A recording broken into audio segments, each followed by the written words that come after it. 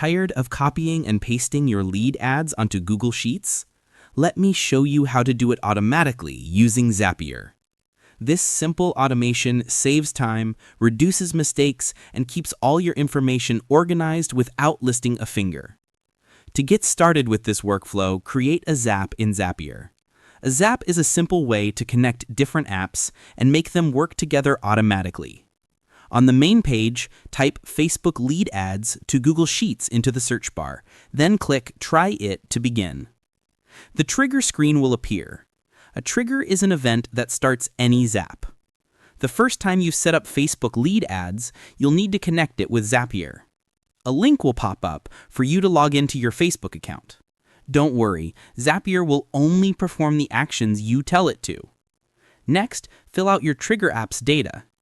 Select the page and form you'd like to use for your Zap, then click Continue.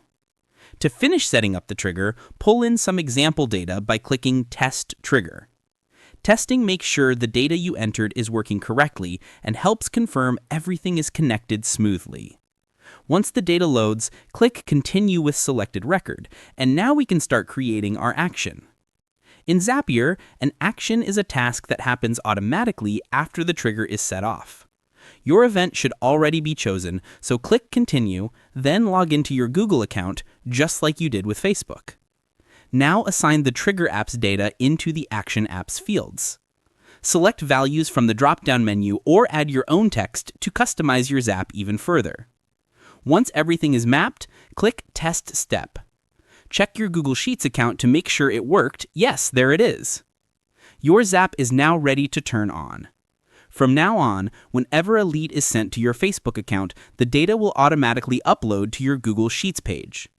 And if Google Sheets and Facebook aren't your thing, Zapier helps anyone connect apps and automate work. No coding required.